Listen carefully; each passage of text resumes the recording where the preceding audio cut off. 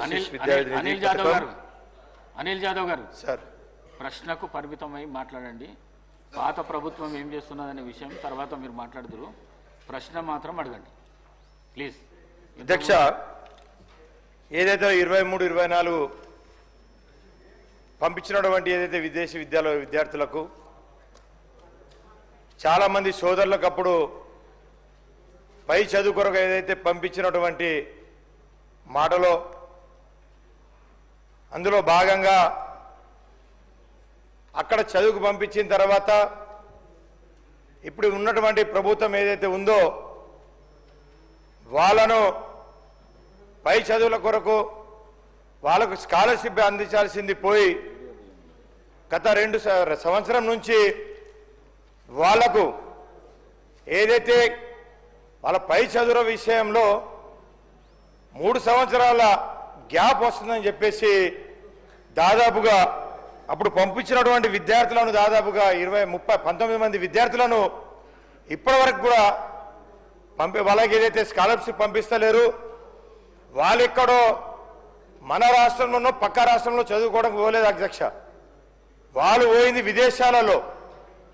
వాళ్ళకి అక్కడ ఎలాంటి సౌకర్యాలు లేవు.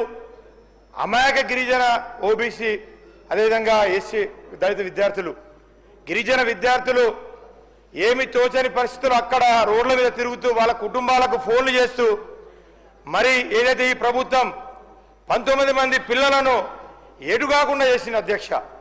వాళ్ళ చదువులు ఎవరు బాధ్యత? ఇప్పుడు వాళ్ళ బాధ్యత ఎవరు ఈ ప్రభుత్వం వహించాలి అధ్యక్ష?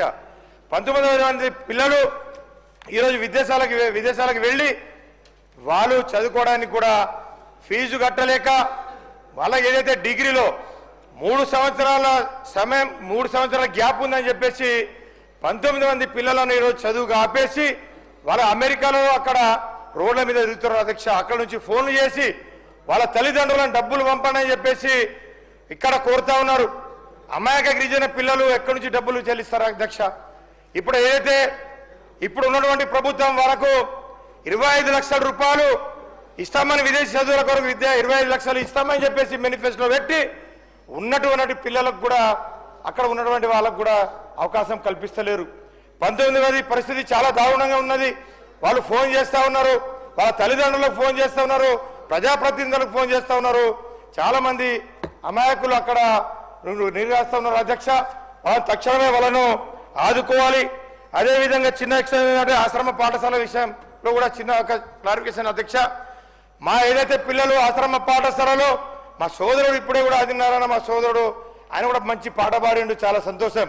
కానీ ఇప్పుడు ఉన్నటువంటి పరిస్థితిలో మా గిరిజన పిల్లలందరూ అక్కడ అవకాశం ఉన్నా చదవలేని పరిస్థితి, అక్కడ ఇలాంటి సౌకర్యాలు లేవు.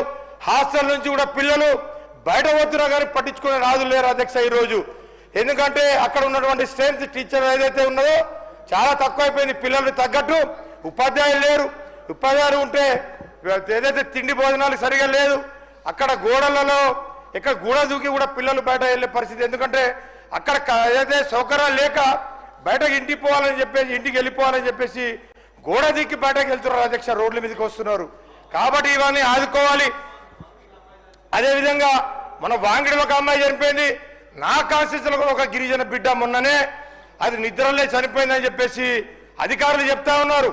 నిద్ర ఏ విధంగా అంతకుముందు కూడా ఎలాంటి రోగాలు లేవు, ఏం లేవు, మంచి ఆరోగ్యంగా ఉండే అమ్మాయి నా ఇచ్చోడ మండల గురుకులంలో దాదాపు 19వ సంవత్సరం ఏదైతే 9వ సంవత్సరం చదువుతున్నటువంటి అమ్మాయి చీకర లలిత ఏదైతే ఉందో అమ్మాయి మొన్ననే అకస్మాత్తుగా నిద్రలో చనిపోయింది అధ్యక్ష. పోస్ట్ మార్టం చేసిండ్రు. అక్కడ వాళ్ళు అంటుండ్రు పాము కాటుతో చనిపోయిందని చెప్పేసి డాక్టర్లు అంటా ఉన్నారు. అధికారులు ఏంటంటే ఫిట్స్ వచ్చి చనిపోయిందని చెప్పేసి అధికారులు అంటా ఉన్నారు. ఇవన్నీ పరిశీలన అధ్యక్ష.